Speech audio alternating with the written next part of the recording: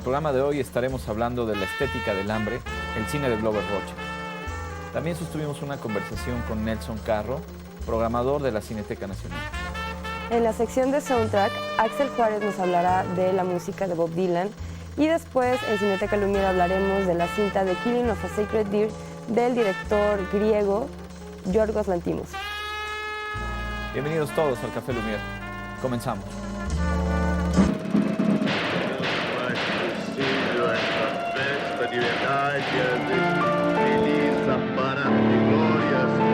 Esperança dourada no Planalto, não é mais possível esta festa de bandeiras com guerra e Cristo na mesma posição. Assim não é possível a impotência da fé, a ingenuidade da fé.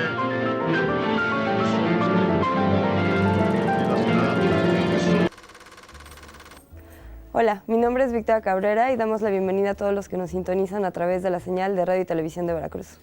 ¿Qué tal? Yo soy Gustavo Vega y de igual forma saludamos a toda la gente que nos sigue en las redes sociales.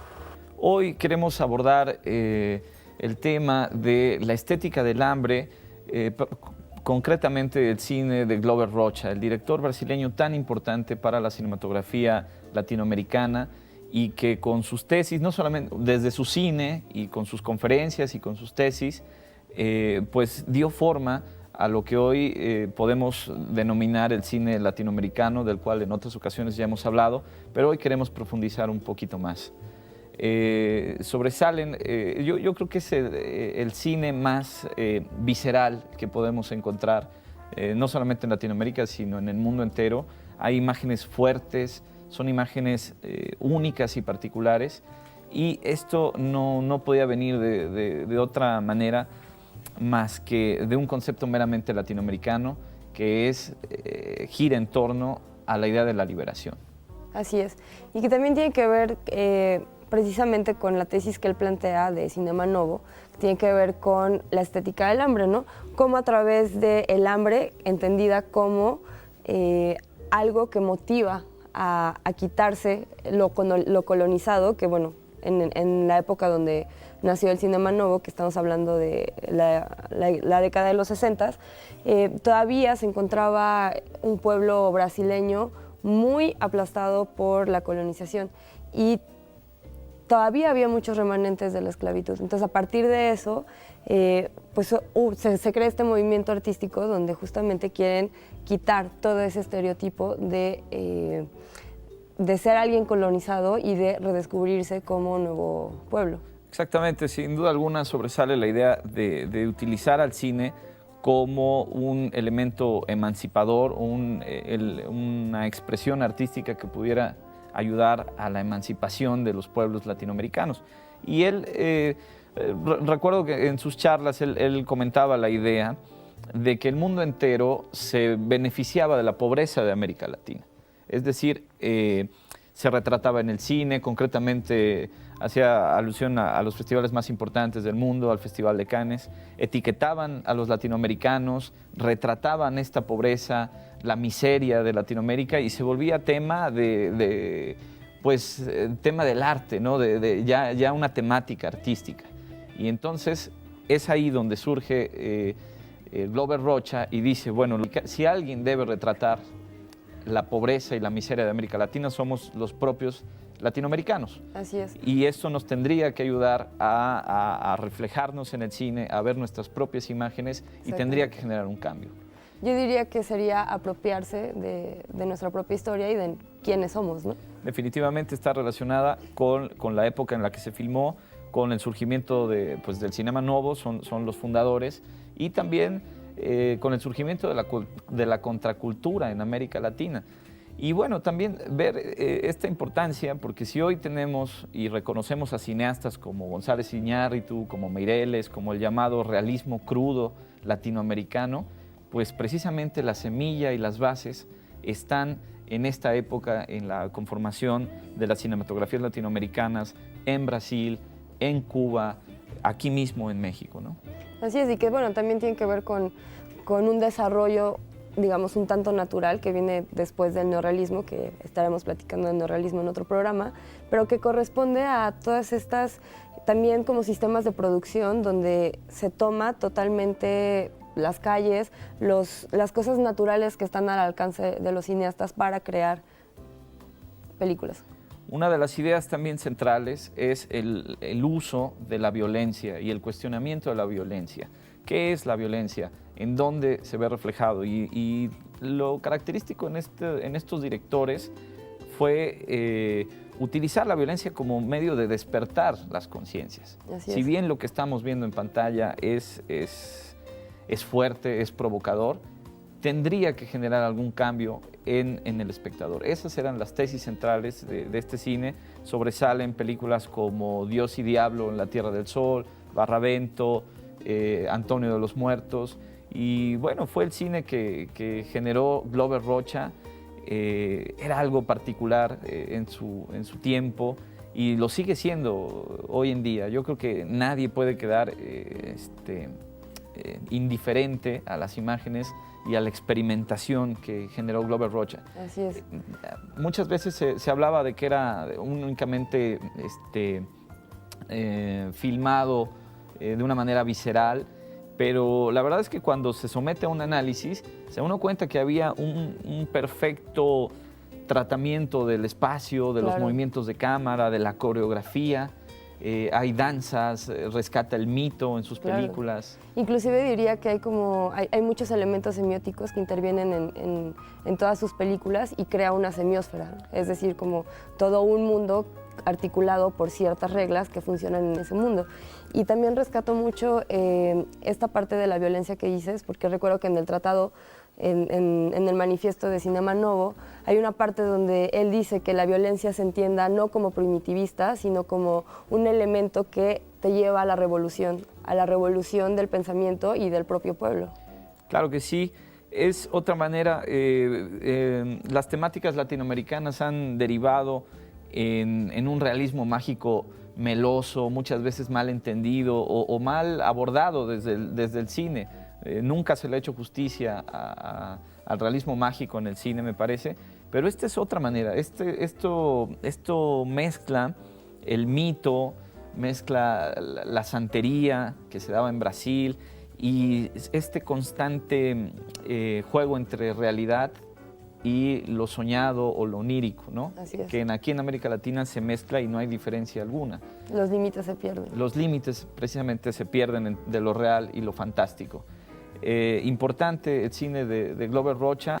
La cinematografía brasileña cuenta con un director importantísimo, Glover Rocha, al que conviene mucho revisar y revisitar.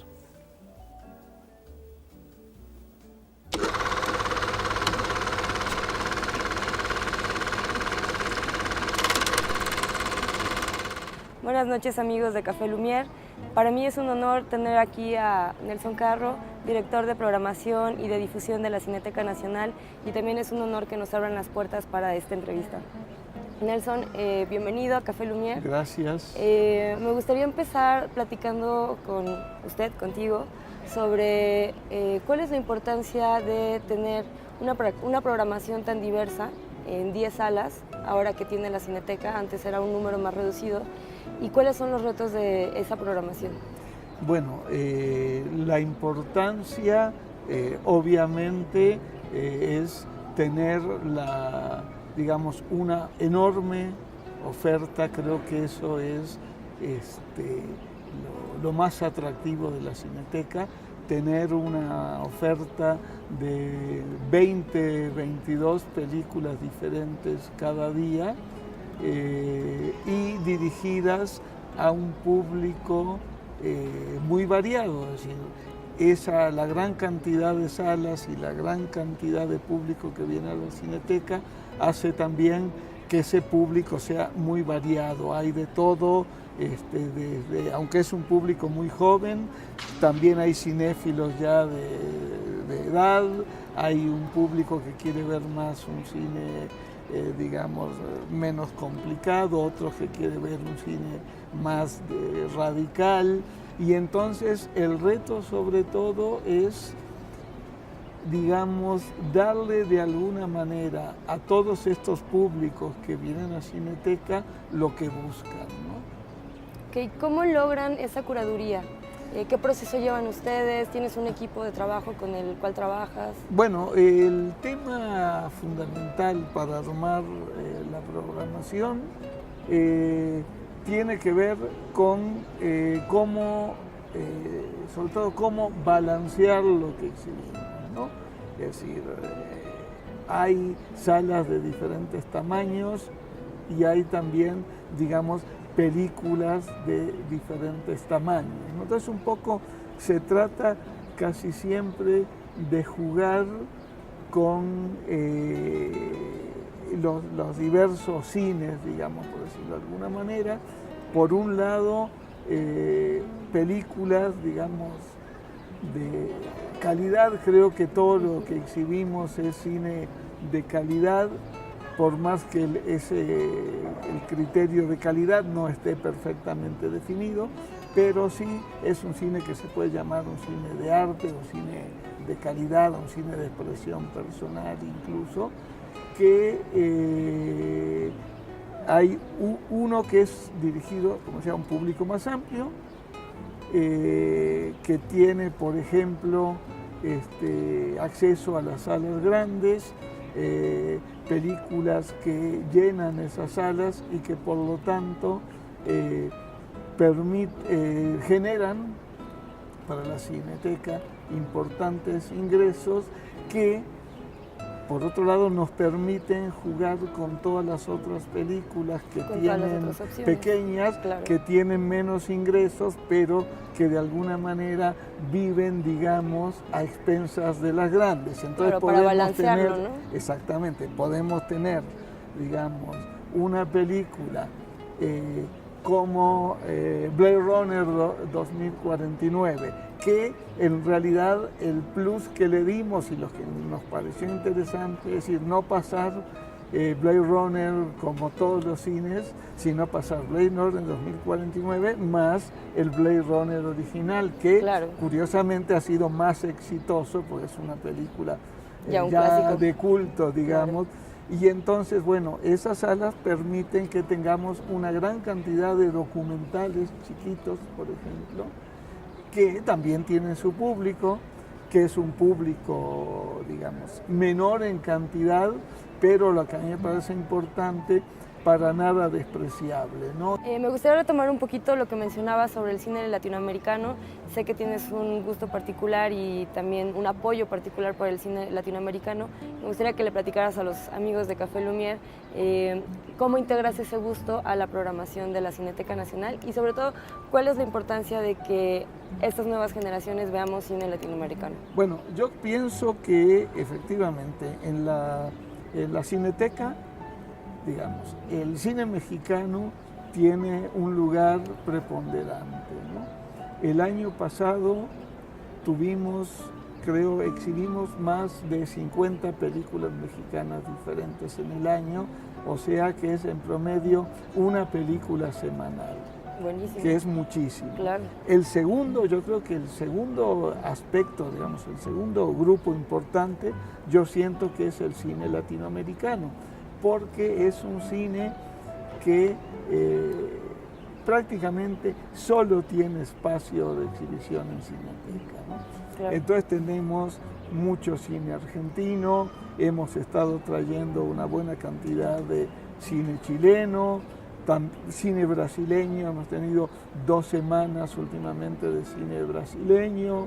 Entonces la idea es que siempre esté representado el cine latinoamericano, porque creemos que es el más cercano, ¿no? Claro. Mucho más que los cines europeos o asiáticos. Sí, con el que finalmente podemos conectarnos más porque finalmente tenemos más conexiones, ¿no? Sí, lamentablemente no siempre es así con el público, ¿no?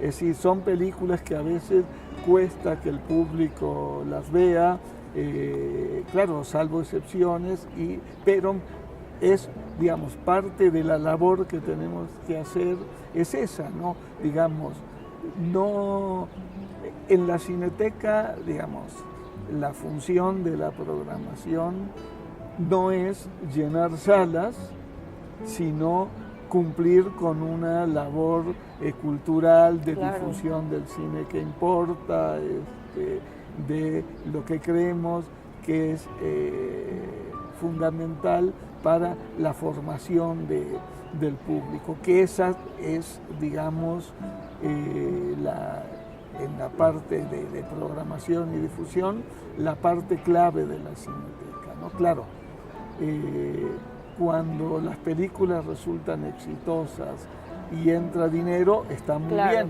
por porque eso supuesto. significa que el público respondió bien, ¿no? Y claro, lo que mencionabas también permite poder apoyar y traer otro tipo de películas. Claro, pero cuando una película, por ejemplo, no atrae a cantidades enormes de público, no quiere decir que sea no un sea buena. fracaso, Claro. quiere decir que es una película que llega a un público menor, pero es un público que tiene, es decir, el mismo derecho que el otro público, ¿no? Por supuesto. Nelson, pues muchísimas gracias por la entrevista, por tu tiempo, por permitirnos estar aquí en la Cineteca Nacional y esperemos que no sea la última entrevista que te hagamos aquí. No, gracias a ustedes y cuando quieran venir, aquí los recibiremos. Muchas gracias. Amigos de Café Lumière, esta fue la entrevista con Nelson Carro, director de programación y difusión de la Cineteca Nacional. Continuamos.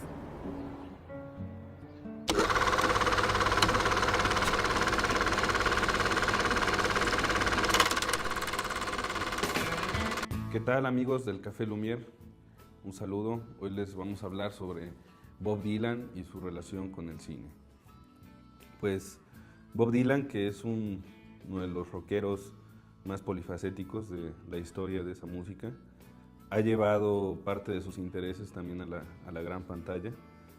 Y primero fue como participante de un documental de una gira que hizo en Inglaterra, y la documentó un gran documentalista y cineasta, Don Alan Pennebaker.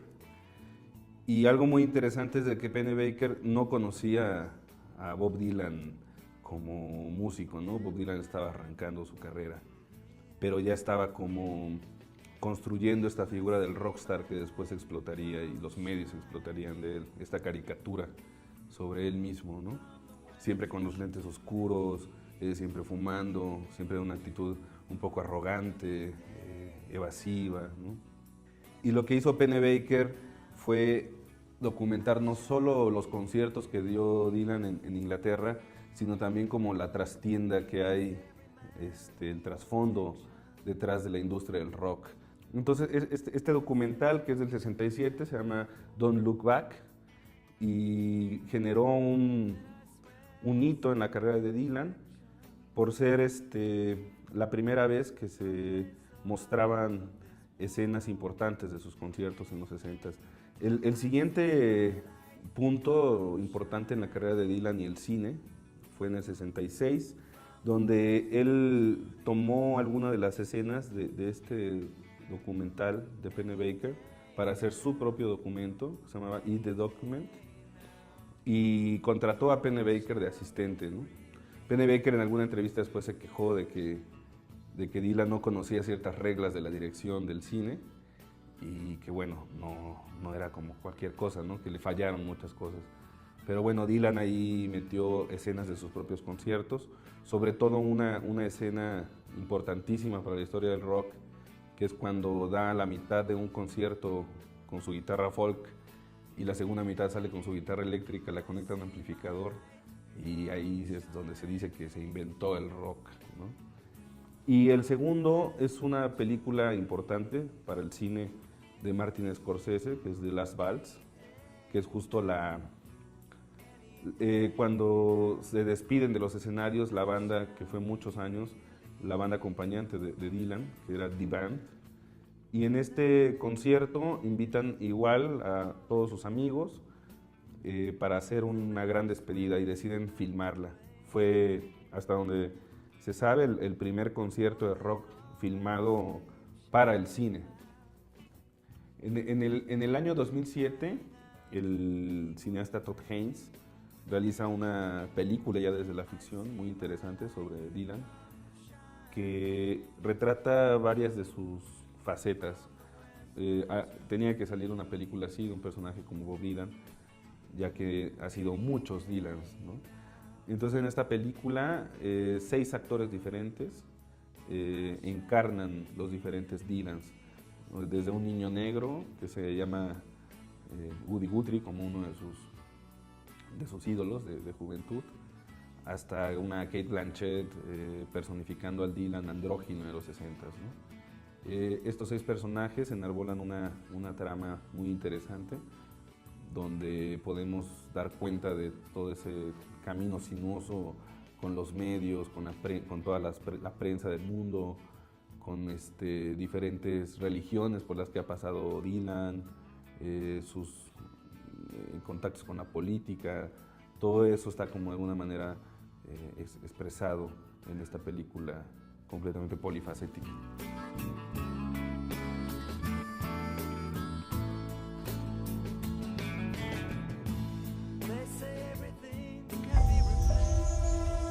Good afternoon, you must be Martin. That's right. You must be Anna. That's right. I brought you some little gifts. That's very kind of you. It's a keyring with a musical note on it for Kim, because I know she likes music. What a charming boy. How long have you known him? Quite some time. His father was a patient of mine. I wanted to say one more thing. I'm really sorry about Bob. It's nothing serious. No, it is. Ya estamos en Cineteca Lumière y como mencionamos al inicio del programa, hoy vamos a platicar de una cinta que se llama The Killing of a Sacred Deer del director griego Yorgos Lanthimos. Sí, toda una sorpresa esta película. Me parece que es una producción británica y después de su obra La Langosta, pues esperaba ya bastante de Yorgos Lanthimos.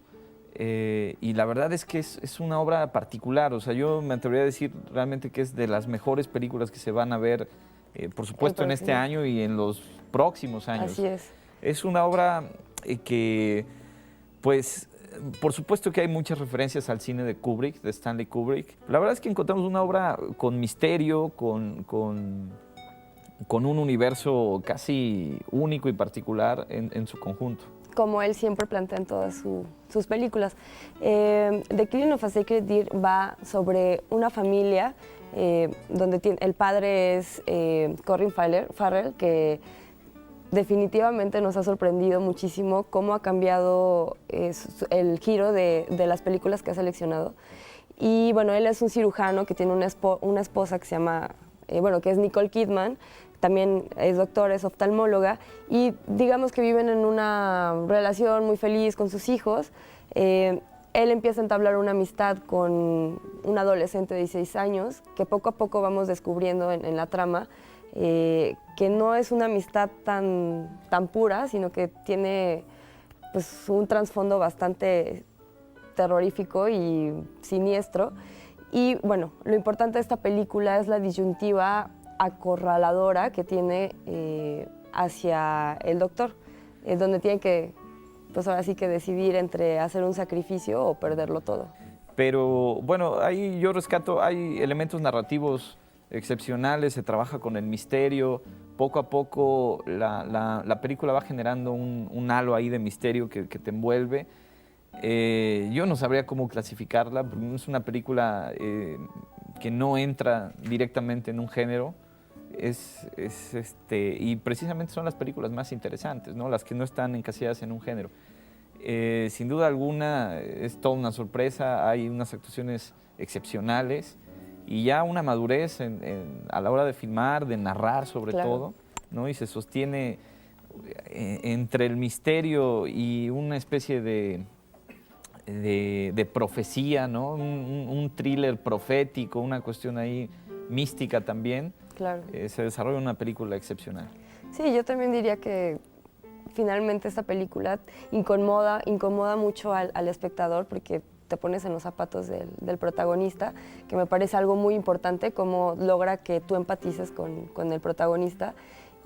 y también te pones a pensar qué harías si te encontraras en esa situación. Me parece que es una de las cosas muy importantes de esta película. Nuevamente, el terror en el sentido del miedo a nosotros mismos, ¿no? Así es. The Killing of a Sacred Deer, la recomendación del Café Lumière.